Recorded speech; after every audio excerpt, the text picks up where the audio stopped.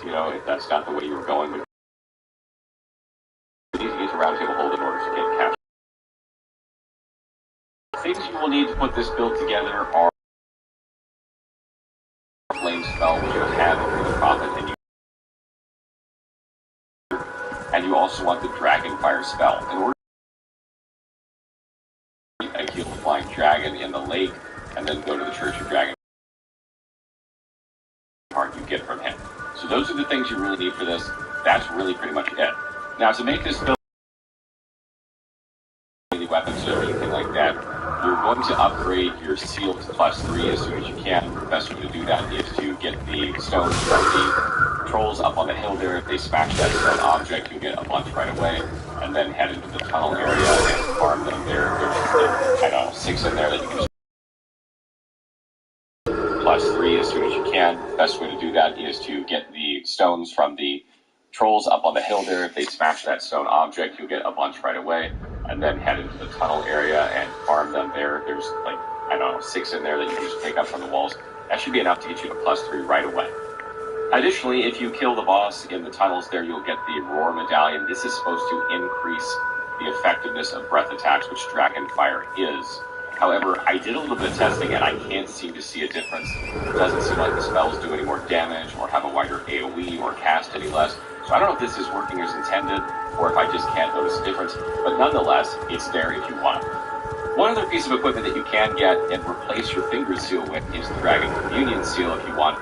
This seal actually buffs Dragon Communion spells, so the incantations you learn with Dragon Communion are going to be stronger when you use it, and this thing actually scales with Arcane and Faith, which is fantastic, because you actually will need more and more Arcane to use more and more Dragon attacks. So if you're kind of going to go into the general Pyromancy, Faith line, you probably don't need this, but if you want to lean heavily and more into the Dragon attacks, you want to pick this up. This can be found in Fringe Folk Hero's grave, and in order to get in there, you'll need a Stone's Word key, so you might want to begin the game with a Stone's Word key if you plan to get this, or as soon as you get one, head down there. It's kind of a tough area really early in the game, like right out of the gate, so I recommend maybe getting a few levels and then going down to get it. You need to go all the way down, and then there's a section where you can either go down or up. If you go up, there'll be a Spirit Vantage Knight there, and if you defeat him, he'll drop this for you. The stat you want to focus on early on for this build is Mind. This is a mana-hungry build, or FP-hungry build. You chew through it using Catch Flame and cost a whopping 10 FP per cast. That means that you're probably going to be in the game getting like 7 or 8 casts of this before you're going to need to chug a pot. That's not very many. So you're going to want to skew your flasks to the FP side of things, of course. Then you're going to want to pump Mind. I like to get to 20 Mind. This gives you 100 FP. This allows for 10 casts of Catch Flame, or 3 casts of Dragon Fire. Once you have cranked your mind a ways and you've acquired Dragon Fire, you'll need to put 2 points into Arcane in order to meet the requirements for it, so do that real quick. And then the 2 spells you're going to use are Catch Flame and Dragon Fire. Dragon Fire is a massive AoE that just absolutely wipes out packs of enemies, and it's really, really strong. And what's really crazy about it is you could just hold the button down and like move back and forth on your screen and just direct the fire where you want it to go, and they'll just keep cranking out fire for as long as you have FP. Which is, again, one of the reasons why we increase our FP, so you can just hold that button down, just drain all your FP into an enemy or boss. One of the things you'll realize about these 2 spells is that you don't even need to increase your Faith near the beginning of the game in order for them to hit really hard. The only real limitation you have is the amount of FP you have.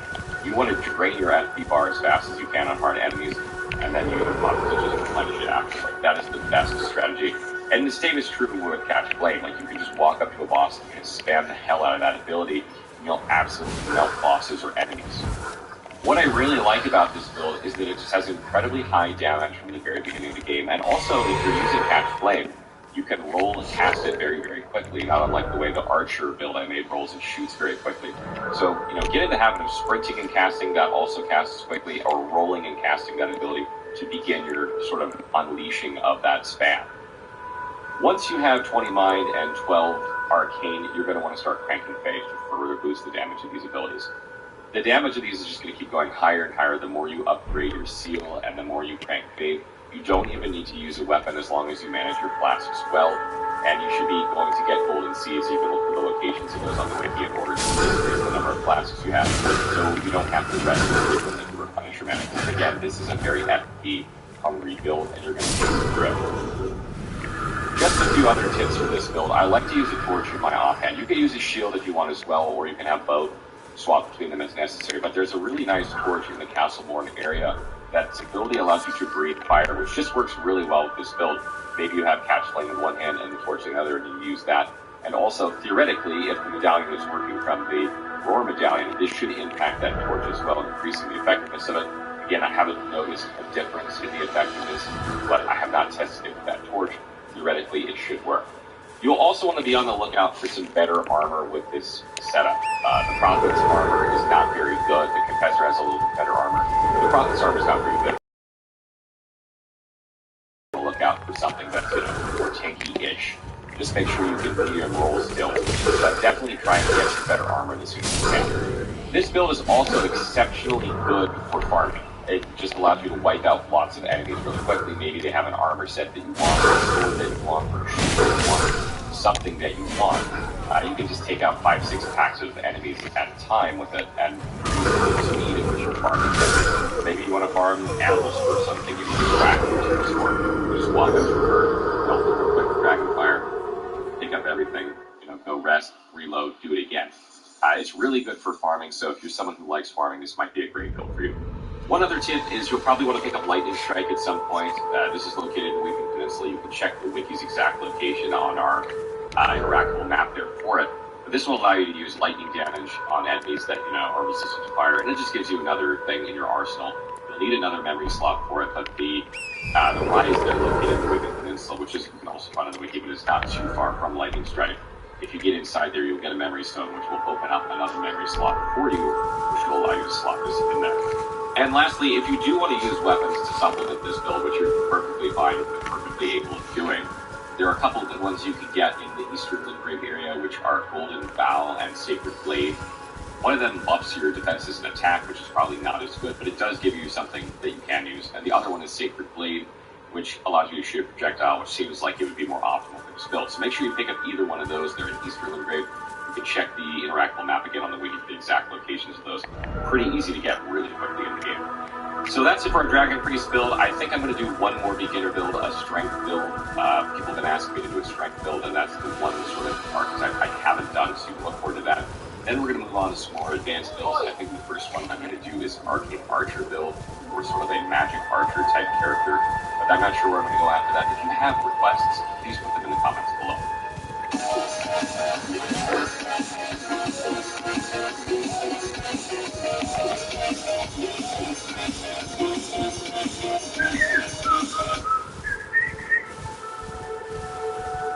Alright, buddy. Pacers lost in overtime in Boston and then followed 3 days later as Tatum and Brown went crazy. They were terrific from three-point range. They don't have Horford on the floor. He's one. Williams has played so much better for them. Much more like a pro. Jaylen Brown, Jason Tatum, we don't know. Tomorrow night. Brogdon gets it back.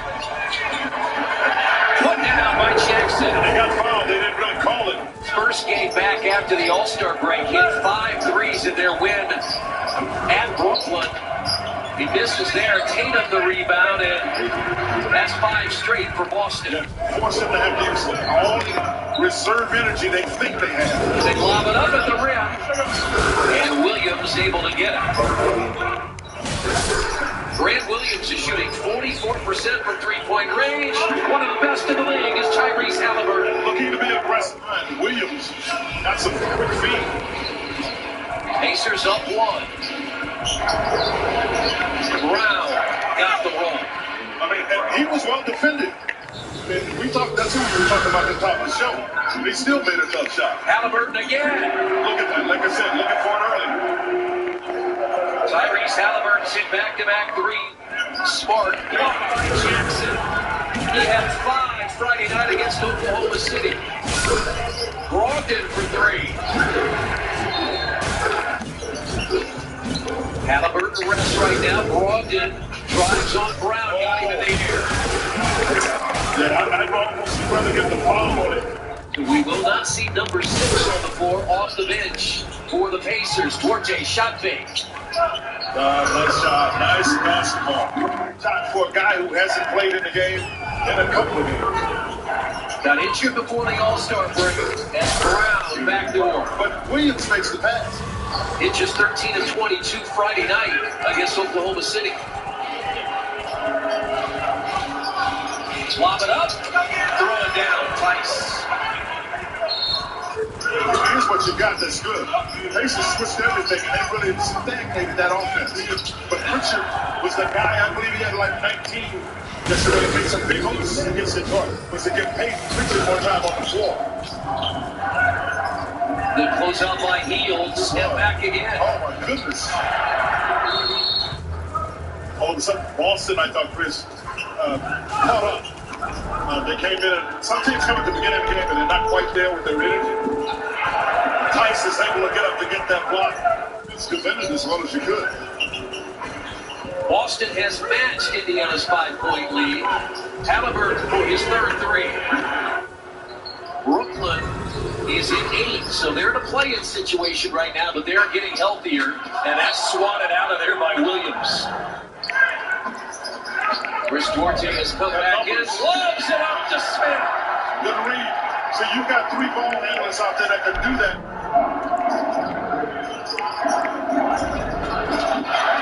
That's why he doesn't have to take many shots outside of the restricted area.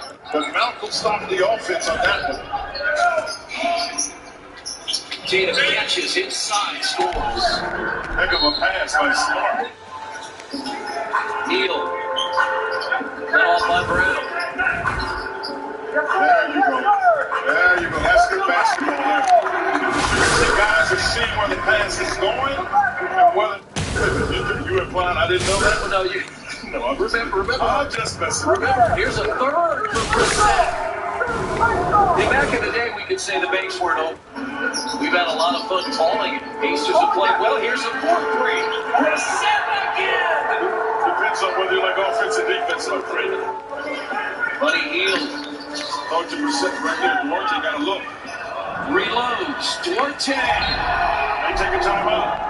40% for his career. That's his first of the day. And Hield and the Pacers pound it down. You probably got what you need. Montase from Halliburton. Great pass, great cut.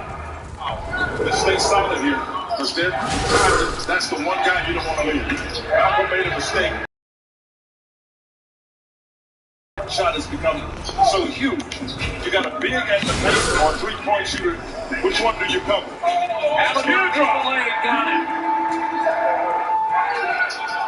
Shot clock at 5. The shooter from there. Deep. 3.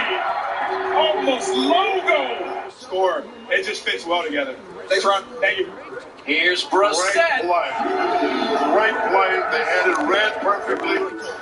Pacers using the same starting lineup we saw Friday night. Yeah, smart move. If anybody's going to beat somebody, he's got Malcolm's got a better chance than Hield. Hield read it.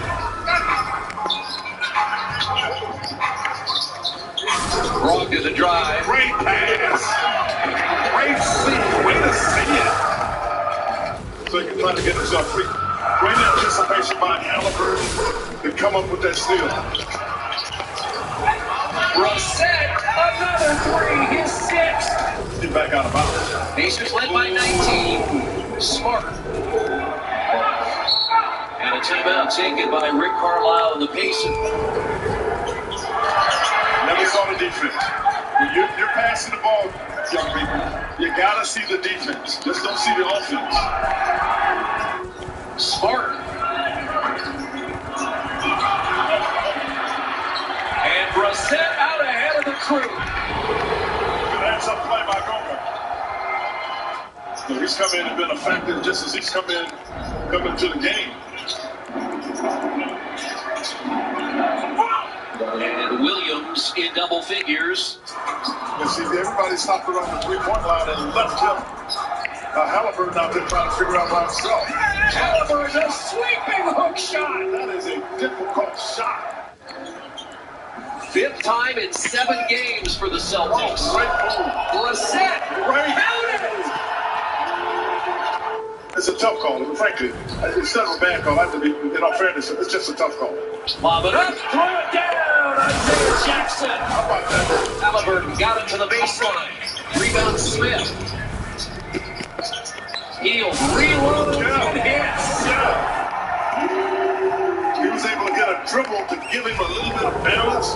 Some guys like a dribble before they shoot it. Buddy needs it when he's warming up for that. I'm telling you, Williams is making some passes. He's from the top. Makes a Alan Brown, second of the quarter against the Celtics. got it. Got it. He tried to help. 7 assists for Halliburton. Jackson has 9 points. Tatum. Brown. That's Washington is doing that a little bit. He's not making himself a threat. Heel victory. Big shot. The shot clock was at 2. 37 from three-point range. Last time in this building, they hit 18. And they shot nearly 50%. Smith for 3. Shot. Smith. He's making a step up. Fourth quarter the other night, we haven't seen him yet. We'll wait though. Shot clock, 2. Duarte. Tipped in by the Pacers, Smith and Jackson. But Malcolm's trying to go back in too. Smith again. Tough here. He is knocking down the shot. Minutes. Field cut off by Tatum. Fires it up and hits. Well, that's a smart play because he's having a hard time getting by Tatum. Halliburton sweep. In again off the glass. And see the Pacers score 116 Points. Yeah. 94 points. Set. Oh, what a big time practice. So Martin is out there. Cornette, Fitz, Halliburton, 2 more. Yeah, what's really nice about that? You know, the offensive lane has been pretty good. It's been the defense that's been the struggle.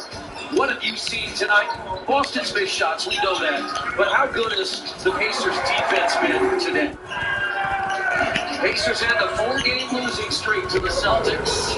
Oh, fortunately, Smith came and got him. Really good. Well, that's very kind. 128-107. No, the help is very much appreciated, even from tarnished. Despite appearances, nobility is no prerequisite to serving the true order. You might have heard of me. Next in line, tarnished. I would have a right to take back my fort. It lies to the south, beyond the mighty command of Stonewall took it. A fool, and plumb mad to boot. Simply obsessive.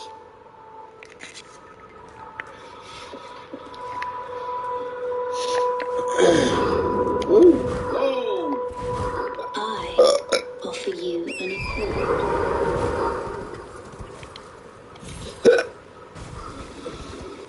Have you heard of the finger maidens?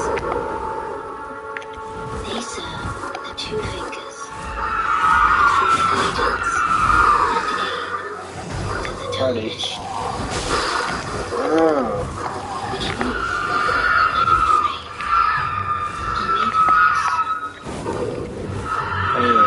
I can play the role. You got a maiden. Fire's booty. To aid you in your search for the unknown.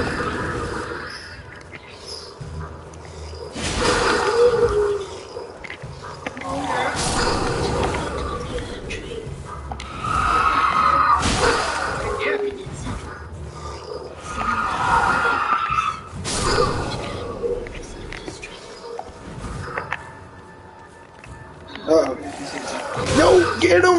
Back up, back up, back up.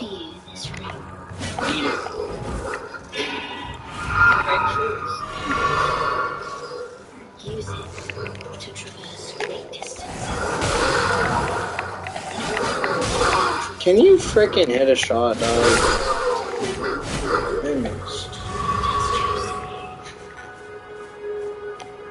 Treat him with respect. A lot of music. Shall I tell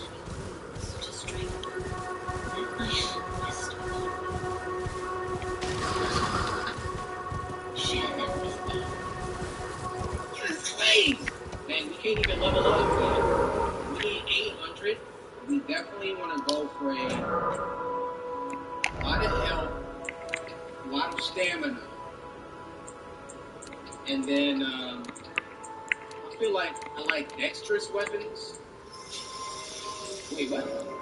Horseback riding. Use the spectral steed with the summon and ride your spectral steed. Hey, it's been another hour, dude. I'm about to have to restart my thing. Can't level up.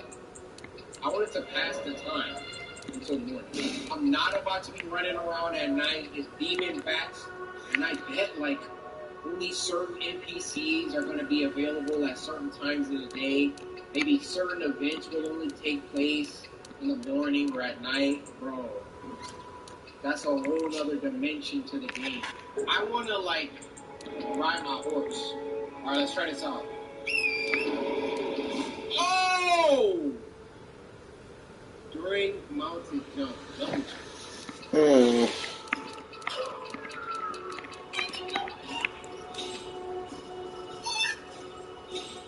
jump.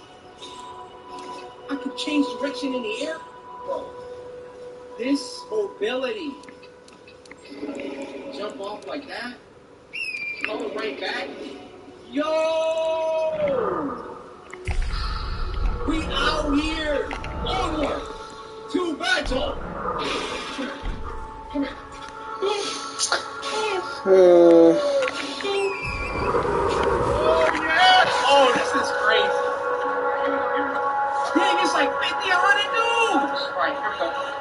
Oh, oh. Oh, shoot.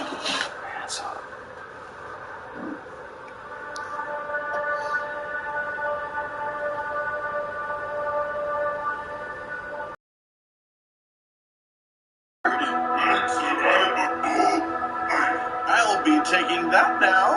What do you mean? Ladies, gentlemen, and tarnished of all ages, in a game like Elden Ring, one of the biggest questions there is what weapon you are going to use the most. Sure. As well as slashing damage, it has a unique art of war that will leap forward with a wholly immune attack.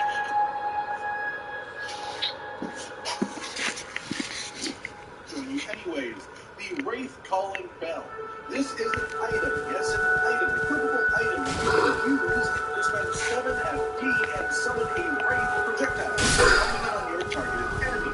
What makes this debatably a scale with intelligence and fate, so, you know, you can conceivably use this as just your regular damage source if you want to, for the entire duration of your game. It's also super cool on top of that, if you want to. So, go to these last rooms right there from the lake central area, find the staircase downward, and retrieve your reward. Fifth, the ornamental straight sword. When two-handed, this weapon is dual-wielded one-handed swords with unique hazard report to give the weapon's holy damage as well as chain moves from the blow. It is a flurry of blows that can really poke someone's brain out. You know what I mean? To acquire this, all you have to do is to be the first enemy in the entire game. That's right, the Grafted Scion. The first time that you fight it, you quite likely are one of the majority of people who lost, meaning that you were then teleported away. However, if you defeat him, you get this weapon. Your opportunity has now been lost. Dang it. Once you get to West Liurnia and you've been sent to the 4 Belfries, find the Lady of the and be mesmerized at glorious teleportation in the very first opening area of the ring. Sixth, the Frozen Needle. A personal favorite of mine so far, this weapon is an ice damage rapier that has a relatively basic hazard war and has a super unique effect where the strong attack to the normal rapier moveset double attack fires out a projectile at medium range. It literally fires the icicle blade out and then reforms it instantly. How absolutely awesome is that? It scales with dexterity and strength, really other than ice damage and really some strong attack. To get this, we are still in the West Liurnia. This time, the King's Realm ruins. Climb the stairs downward and follow them to, unfortunately, a boss who is a royal resident. This boss has a lot of hands and a lot of feet and fluids, too. This is the only weapon on this entire cliff that is actually gated by a proper boss, and he is sort of meaty, just in the sense that he is super fast and absolutely relentless. Upon defeating this carnivorous corpse-like cartilage, you'll be granted access to a rear chamber, within which is a chest with the poison needle. Next up, the Sword of Night Flame, a particularly cool sword that takes advantage of multiple schools of magic through its magic warp. Otherwise a normal straight sword, this weapon can choose to create either a fire attack or the Night Comet sorcery. It also scales with both abilities fate for critical damage. This is one of the swords for you spellcasting stabbies I feel. It is really cool. Get it for yourself, head to Carrion Manor in the north of the area, travel back to the middle of the area, drop down into this roof, then into this hole, with the chest, and please welcome now. I'm sorry, but also congratulations. Just down the road, you can find yourself the Troll Knight Great Sword. One of the great things about these types of games is generally you see an enemy with a particularly cool looking weapon, you can get it for yourself somewhere in some way. In this case, it is literally by killing its wielder. Upon killing a Troll Knight, one of which is found on the north side of Carrion Manor, you have a chance of receiving the Troll Knight's Sword, which is a classic sword that scales with intelligence and has a unique ash of war, Troll's Roar, creating a blast of wind in front of you. So, you like spells, but also cutting people in half is a pretty cool fight for you. The next two on the list will be the Kalin region, just to the east of Limgrave. We won't be fighting a single enemy to get them, and won't be spoiling anything in the area to get them, other than the aesthetic of the zone, and a few enemy types around the place that you will literally just be walking past. You don't want to see that at all, then I'm going to do well. Unless I attempt to get a bit of guts' sword from Berserk. In order to grab yourself this giant lump of iron into the Saints Grid side of Grace to the north of Limgrave, and then follow the east until you reach the point where the max game spells will change color entirely. On your right will be a site of Grace called Rockview Balcony that you should absolutely grab before any enemy hits you, because they so hurt. Here, you follow the road a bit to the east, just on the other side of some cliffs, you'll find an abandoned carriage. Carefully work your way around, back without entering the elevators, and inside you will find an item simply and lovingly labeled Great Sword. There is no question what the weapon is when you see it.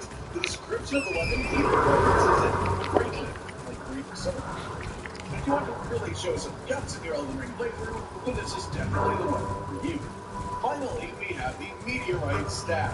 This is really quite a special weapon, as it has S-tier intelligence scaling, which is just ludicrous, and boosts gravity magic boost as a side bonus too. To get yourself this beauty, follow that same road from the water down to the balcony until it turns 7. Keep following that road until you reach the side of Grace, a straight Keel Highway 1. From there, head east to the Street of Sage entrance in the largest building in the area. On the inside of the tower is where you can get this item. You approach from the front, there are a ton of little annoying enemies that want to give you a terrible debuff, but you can avoid that entirely by just horse parkouring up the back window and grabbing it real sneaky like. And with that, we have 10 weapons that you really don't want to miss within the first couple of zones in Elden Ring. One of these things maybe give you ideas you want to build, or are you still looking for your dream weapon later on down the line? Like if you like the video, subscribe to the notification bell for more, and most importantly, ladies and gentlemen, until next time, stay sweet. Talk me hollow in the video.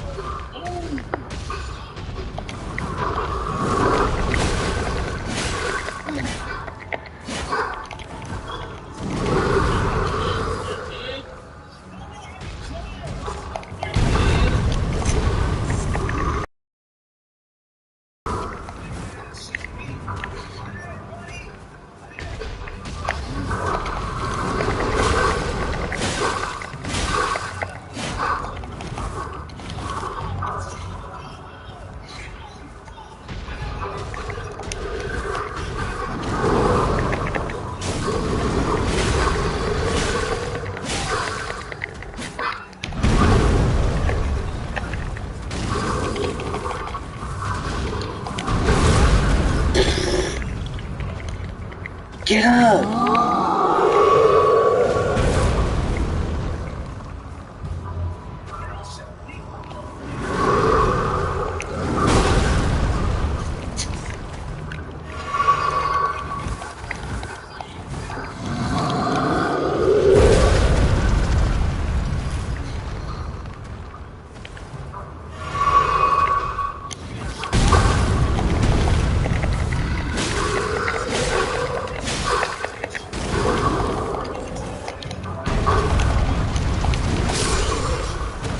sorry, bro.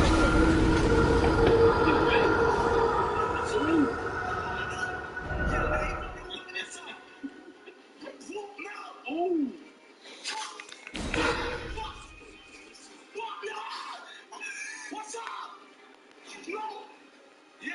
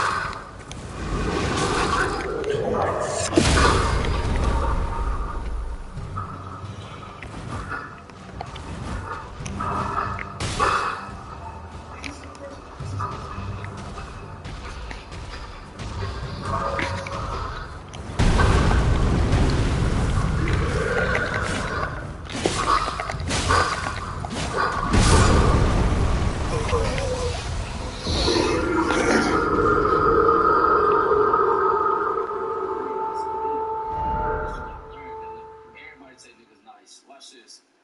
Let me show you my true power. Gain of life? Open it! Got the food.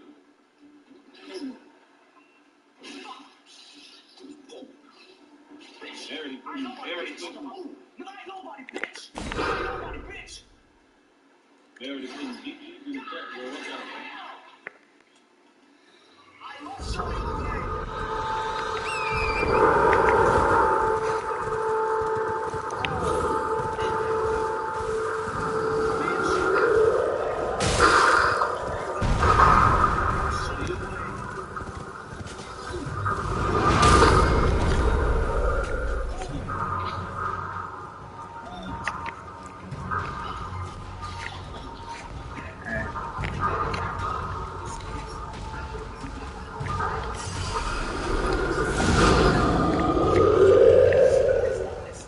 Listen, dude.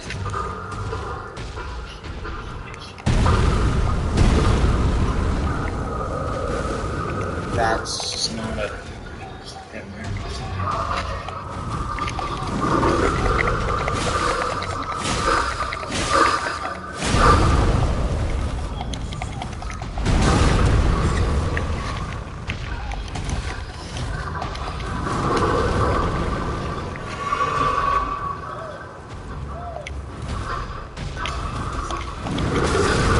Bruh, I dodged that.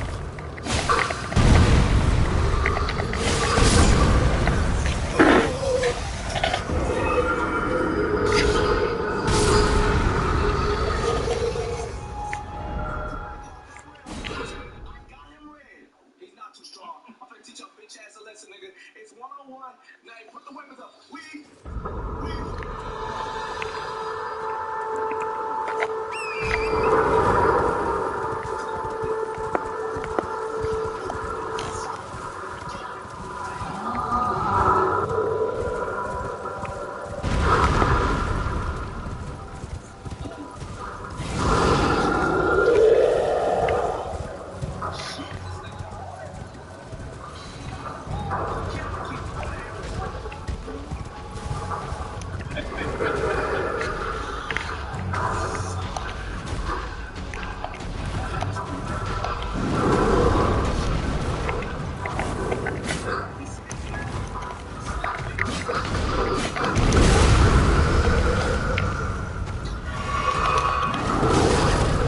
Oh my.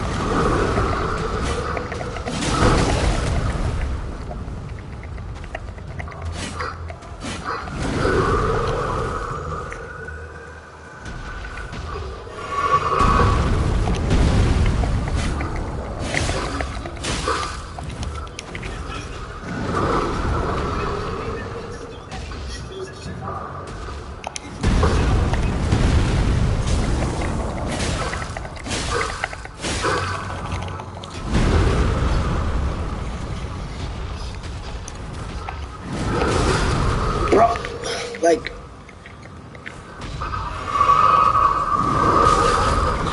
oh my god.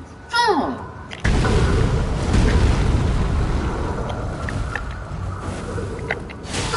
Burns.